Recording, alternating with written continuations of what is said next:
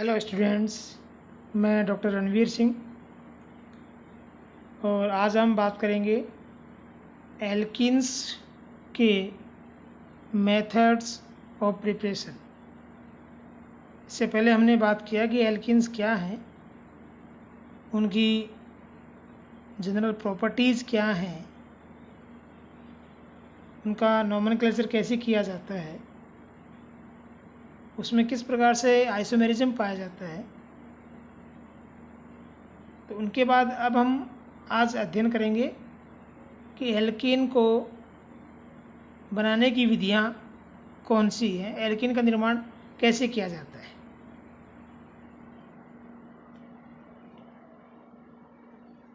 Alkenes के लिए preparation जो मेथड्स हैं उनको हम मुख्य रूप से दो कैटेगरी में डिवाइड कर सकते हैं। एक एलिमिनेशन मेथड्स और दूसरे रिडक्शन मेथड्स। एलिमिनेशन मेथड्स में एलिमिनेशन रिएक्शंस की सहायता से एल्कीन का निर्माण किया जाता है और आप जानते होंगे कि एलिमिनेशन रिएक्शन को हम मुख्य रूप से निम्न प्रकार से रिप्रेजेंट कर सकते हैं। E1 जिसे हम बोलते हैं unimolecular elimination reaction, E2 bimolecular elimination reaction, E1CB unimolecular conjugated base elimination reaction. इन एलिमिनेशन रिएक्शंस के द्वारा जब हम एल्कीन का निर्माण करते हैं तो रिएक्टेंट एल्किल हैलाइड या एल्किल डाईहैलाइड्स या डाईहैलोएल्केन्स जिनको हम बोलते हैं, एल्कोहल्स इत्यादि होंगे। रिएजेंट और रिएक्टेंट के जो नेचर है उसके अकॉर्डिंग जो एलिमिनेशन का प्रोसेस है या मैकेनिज्म है वो E1, E2 या E1CB प्रकार से हो सकता है। जब हम मैकेनिज्म और उसका काइनेटिक्स का स्टडी करते हैं तो उस आधार पर हम एलिमिनेशन रिएक्शन को E1, E2 या E1CB के रूप में क्लासीफाई करते हैं। रिडक्शन मेथड में मुख्य रूप से एल्काइंस का रिडक्शन करके एल्किन को प्राप्त किया जाता है। अब हम बात करते हैं एलिमिनेशन रिएक्शंस के बारे में। एलिमिनेशन रिएक्शन जैसा इनका नाम है, इनमें किसी ग्रुप का एलिमिनेशन होता है, किसी ग्रुप का विलोपन होता है और उस विलोपन की वजह से हमें अनसैचुरेटेड कंपाउंड प्राप्त होता है। जो प्रोडक्ट बनेगा उसमें एक नया पाई बॉन्ड बन जाएगा। For example alkyl halide elimination reaction देती हैं जब उनको हम ब्रोंस्टेड बेसिस के साथ रिएक्ट करवाते हैं। जैसे यहाँ पर ये जनरल फॉर्मूला है किसी एल्किल हैलाइड का। जब इसका बेस के साथ रिएक्शन करवाया तो ये HX ग्रुप का एलिमिनेशन हो गया, H और X का, और हमें प्रोडक्ट ग्रुप में एल्किन प्राप्त हो गई। यहाँ X फंक्शनल ग्रुप के रूप में रहता है जिसे हम लिविंग ग्रुप बोलते हैं, और जो H है ये एसिडिक हाइड्रोजन होता है। यहाँ लिविंग ग्रुप के रूप में हेलोजेंस, OH समूह, OR, N2+ इत्यादि ग्रुप हो सकते हैं। ये एलिमिनेशन रिएक्शन निम्न प्रकार से क्लासीफाई की जा सकती है: alpha elimination, beta elimination, gamma elimination, और भी आगे कैटेगरी बन सकती है। मेन इस तरह से इनका क्लासिफिकेशन हम करते हैं। Alpha elimination that means 1-1 elimination, जब एक ही कार्बन से जुड़े हुए समूह एलिमिनेट होते हैं तो वो अल्फा एलिमिनेशन। जब नियर बाई दो कार्बन से एलिमेंट्स रिमूव होते हैं, एलिमिनेट होते हैं, तो उसे हम बोलेंगे बीटा एलिमिनेशन या 1-2 एलिमिनेशन। जब 1-3 पोजीशन से दो एलिमेंट एलिमिनेट होते हैं तो उसे हम बोलेंगे 1-3 एलिमिनेशन। जो बीटा एलिमिनेशन है उसके जो मेन 3 मेथड्स हमने बात की थी वो है E1, E2 और E1CB। एलिमिनेशन मेथड में अब हम बात करते हैं कि एल्कीन का निर्माण इन विधियों के द्वारा कैसे किया जाता है। तो सबसे पहले एग्जाम्पल के रूप में हम लेते हैं डिहाइड्रोहेलोजिनेशन ऑफ एल्किल हैलाइड्स। यहाँ पर एल्किल हैलाइड के 1-2 एलिमिनेशन से हम एल्कीन का निर्माण कर रहे हैं। तो यहाँ रिएजेंट के रूप में इथेनोलिक KOH या NaOH या NaNH2 या OR समूह एनाइन या एल्कोहलिक समूह प्रयुक्त कर सकते हैं। इसके अलावा रिएक्शन को प्रोसीड करवाने के लिए टेम्परेचर भी दिया जाता है। जनरली इस रिएक्शन को हम इस प्रकार से लिख सकते हैं। यहाँ पर ये एल्किल हैलाइड है जिसमें X हैलोजन ग्रुप जुड़ा हुआ है। इस X वाले कार्बन के सापेक्ष जो नियर बाई कार्बन है, दो कार्बन इनके साथ हाइड्रोजन जुड़े हुए हैं, ये हाइड्रोजन बीटा हाइड्रोजन है। तो ये X बीटा हाइड्रोजन के साथ बाहर निकलता है। X और उसके सापेक्ष जो बीटा हाइड्रोजन है वो बाहर निकलते हैं, जिससे एल्कीन का निर्माण होता है। ये जो एलिमेंट्स हैं वो एलिमिनेट किस प्रकार से होते हैं उसके अकॉर्डिंग इनका मैकेनिज्म होता है। मुख्य रूप से हम E1 और E2 मैकेनिज्म की बात करते हैं। E1 मैकेनिज्म होगा या E2 मैकेनिज्म होगा या E1CB मैकेनिज्म होगा, ये डिपेंड करता है रिएक्टेंट किस प्रकार का है, रिएजेंट किस प्रकार का है और लिविंग ग्रुप किस प्रकार का है। जब हम E1 रिएक्शन की बात करते हैं तो E1 मेथड में जैसा हमने बताया कि ये यूनिमोलिकुलर प्रोसेस होता है। इसका मतलब जब हम काइनेटिक्स स्टडी करते हैं तो इस अभिक्रिया का जो अभिक्रिया वेग है वो केवल एल्किल हैलाइड Rx की कंसंट्रेशन पर डिपेंड करेगा, केवल Rx की कंसंट्रेशन पर। इस कारण हमने लिखा E1 unimolecular reaction.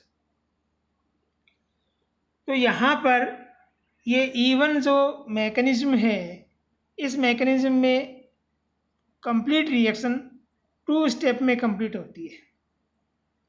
Complete reaction 2 step में कंप्लीट होती है। जो फर्स्ट स्टेप है उस स्टेप में कार्बोकैटायन का निर्माण होता है। फर्स्ट स्टेप में कार्बोकैटायन का निर्माण होगा और सेकेंड स्टेप में कार्बोकैटायन से एल्कीन का निर्माण होगा।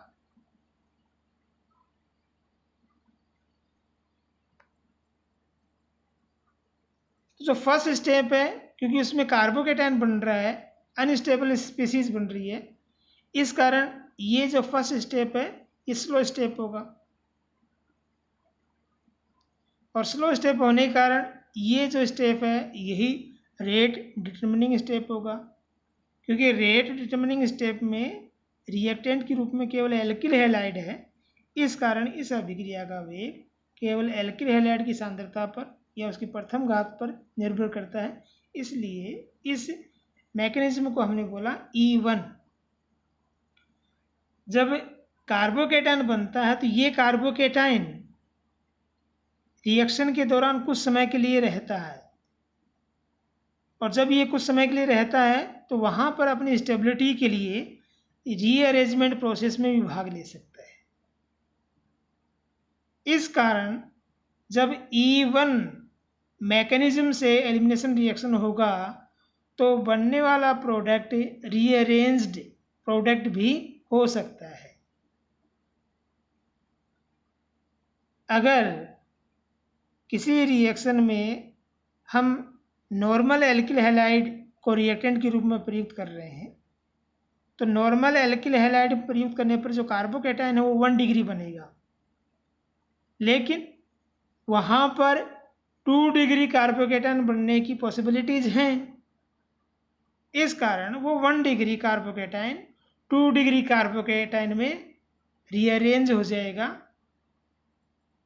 और एल्किन के रूप में जो वह प्रोडक्ट हमें बनेगा वो हमें मिलेगा, वो प्रोडक्ट 1 एल्किन ना होकर उस 2 डिग्री कार्बोकैटायन के अकॉर्डिंग 2 एल्किन या 3 एल्किन इस तरह से होगा। जब हम E2 मैकेनिज्म की बात करते हैं तो E2 मैकेनिज्म यहाँ 2 का मतलब हुआ बाइमोलिकुलर, इसका मतलब अभिक्रिया का वेग रिएक्टेंट और रिएजेंट दोनों की सांद्रता पर निर्भर करता है। ये रिएक्शन सिंगल स्टेप रिएक्शन है जिसमें कोई मध्यवर्ती नहीं बनता है, केवल ट्रांजिशन स्टेट बनती है। यहाँ पर ये जो रिएक्शन है वो एंटी पैरेलल कंडीशन में होती है। जैसे यहाँ पर ये X ग्रुप है और ये H जो एसिडिक कंडीशन में है।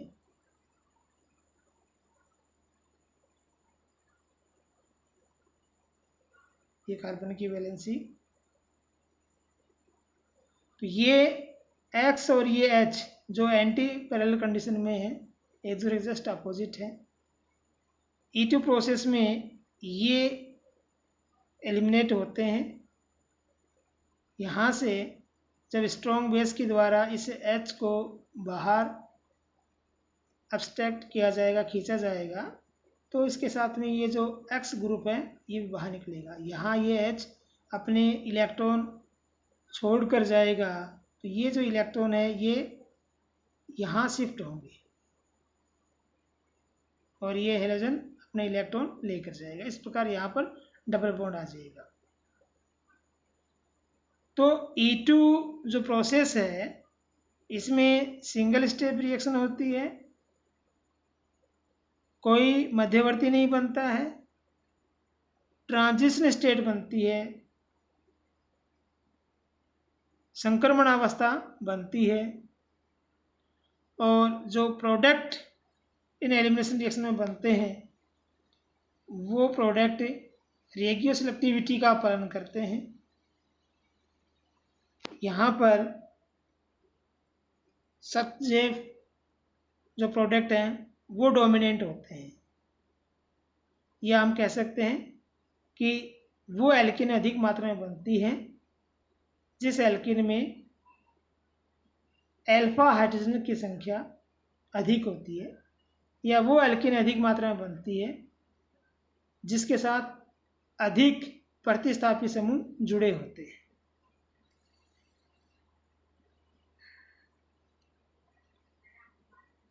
दूसरी जो एलिमिनेशन रिएक्शन है वो है डिहाइड्रेशन ऑफ एल्कोहल। यहाँ रिएजेंट्स के रूप में Al2O3, H3PO3, P2O5, H3PO4, anhydrous ZnCl2 या सल्फ्यूरिक एसिड, इनको हम यूज़ कर सकते हैं। जब एल्कोहल को कंसनट्रेट एसिड की प्रेजेंस में गर्म किया जाता है तो एल्कीन बनती है और यहाँ पर H2O मॉलिक्यूल बाहर निकलता है। इस कारण इसको हमने बोला है डिहाइड्रेशन ऑफ एल्कोहल। जनरली इस रिएक्शन में जब हम H+ या प्रोटोनिक एसिड का जब हम यूज़ कर रहे हैं तो वो H+ OH मॉलिक्यूल के जो लोन पेयर है उस पर अटैक करता है, और उस पर अटैक करने से ये OH समूह H2O+ में कन्वर्ट हो जाता है। OH एक पूर्ण लिविंग ग्रुप है, लेकिन जैसे ही H+ के अटैक से वो H2O+ में कन्वर्ट हो गया, वो स्ट्रॉन्ग लिविंग ग्रुप हो गया। अब वो आसानी से वहाँ से निकल सकता है। तो जैसे यहाँ से अब ये H2O+ होने के कारण इलेक्ट्रॉन लेकर जाएगा, तो इस कार्बन के ऊपर पॉजिटिव चार्ज आ जाएगा और कार्बोकेटाइन बनेगा। तो इस प्रकार से जो कार्बोकेटाइन बना, वो कार्बोकेटाइन रीअरेंजमेंट के द्वारा अधिक स्टेबल कार्बोकेटाइन में कन्वर्ट हो जाता है, और फिर उस कार्बोकेटाइन वाले कार्बन के नियर बाय जो कार्बन है वहाँ से रेडियो सेलेक्टिविटी के अकॉर्डिंग H का निष्कासन होकर एल्कीन का निर्माण हो जाता है। इस प्रकार एलिमिनेशन रिएक्शन में हमने दो रिएक्शंस देखी कि एल्किल हैलाइड और अल्कोहल की एलिमिनेशन रिएक्शन के द्वारा हम एल्कीन का निर्माण कर सकते हैं। मैकेनिज्म में कौन सा होगा वो डिपेंड करता है रिएक्टेंट, रिएजेंट और जो कंडीशन है उन कंडीशंस के ऊपर। जब हम पोलर कंडीशंस लेते हैं तो वहाँ पर कार्बोकेटाइन मध्यवर्ती बनने की संभावना अधिक होती है, और जहाँ कार्बोकेटाइन मध्यवर्ती बन गया, इसका मतलब प्रोसेस कौन सा हो गया, E1 मैकेनिज्म हो गया E1। आज इतना ही, थैंक्स।